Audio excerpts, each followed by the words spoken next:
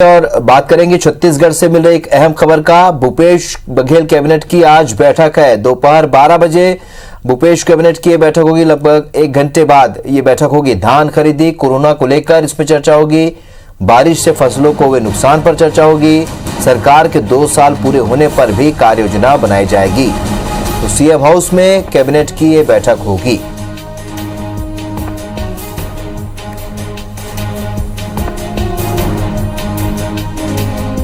तो भूपेश कैबिनेट की अहम बैठक जिसमें धान खरीदी, कोरोना को लेकर चर्चा होगी। बारिश से फसलों के नुकसान पर चर्चा होगी। सौरभ परियार हमारे सहयोगी सीधे इस खबर पर हमारे साथ रायपुर से जुड़े हैं। सौरभ, भूपेश कैबिनेट की बैठक है, जाहिर सी बात है जो करंट इशू है उन पर तो चर्चा होगी, और क्या खास होगा?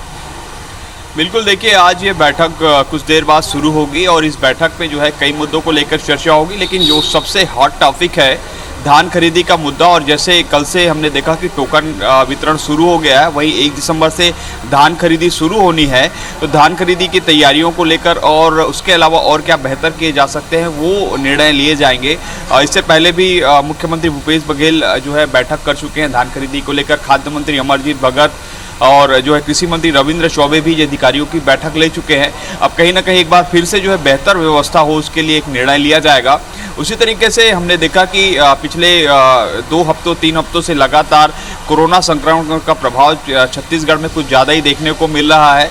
और पिछले दिनों प्रधानमंत्री नरेंद्र मोदी से वीडियो कॉन्फ्रेंसिंग के जरिए मुख्यमंत्री भूपेश बघेल की चर्चा भी हुई थी। तो उस दौरान वैक्सीन को लेकर भी चर्चा हुई कि किस तरीके से वैक्सीन के लिए इंतजाम किए जाने हैं। और कहीं ना कहीं राज्य सरकार पूरी व्यवस्था में जुटी हुई कि वैक्सीन जैसे ही मिलेगा तो फिर किस तरीके से उसका वितरण किया जाना है। इसी तरीके से आज जो सीएस हैं वर्तमान में आरपी मंडल, उनका रिटायरमेंट का भी आज आखिरी दिन है। आज वर्किंग डे लास्ट डे है। तो कहीं ना कहीं नए सीएस के नामों को लेकर भी चर्चा होगी। और वही अभी बताया जा रहा है कि जो शांति नगर में जो पुनर्विकास किए जाने हैं और उसके लिए मंत्रिमंडलीय एक उप समिति बनी है जिन्होंने पूरी तरीके से निर्णय ले लिया है कि जो सरकारी मकान को तोड़कर जो है फिर से नए सिरे से जो है व्यावसायिक मकान जो है स्तर के लिए मकान बनाए जाने हैं, उस पर भी चर्चा होनी। इसी तरीके से कई और ऐसे अनेक महत्वपूर्ण मुद्दे हैं जिस पर विस्तारित चर्चा होगी।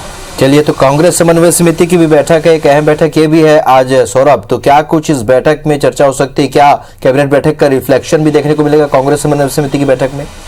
बिल्कुल, देखिए 2 साल पूरे होने जा रहे हैं 17 दिसंबर को छत्तीसगढ़ की सरकार का। और इस दौरान हमने देखा कि केवल 32 नेताओं को ही निगम मंडल बोर्ड और प्राधिकरणों में जिम्मेदारी मिली है, जबकि ऐसे कई नेता हैं जो पिछले 15 साल से जो है कांग्रेस के लिए लड़ाई लड़े लेकिन अब तक उनको जगह नहीं मिल पाई है। तो ऐसे में उन नेताओं की जो है पूरी तरीके से लिस्ट बन गई है जिन्होंने 15 साल तक कांग्रेस के लिए मेहनत की है। अब उन नेताओं का जो है निगम मंडल बोर्ड और प्राधिकरण में नियुक्तियां होना है। और इसी को लेकर एक महत्वपूर्ण बैठक होगी। शाम 7 बजे राजीव भवन में होगी।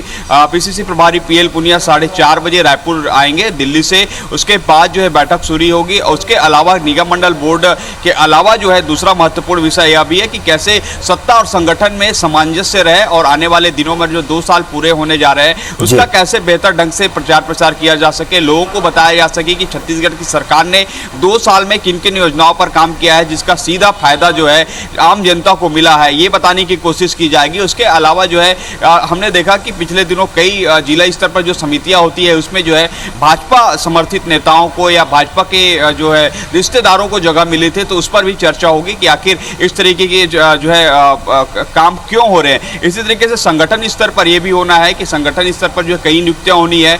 केवल अभी एक कार्यकारिणी की ही नियुक्ति हुई थी पिछले दिनों, अभी लगभग 100 से ज्यादा पदों पर जो है नियुक्तियां होनी है, तो उसको लेकर भी चर्चा होगी। बिल्कुल, और 12 बजे कैबिनेट की बैठक है और शाम को 7 बजे कांग्रेस समन्वय समिति की 2 बैठकें, बहुत महत्वपूर्ण बैठकें जिन पर हमारी लगातार नजर बनी हुई है। इस चर्चा के लिए आपका बहुत बहुत शुक्रिया सौरभ।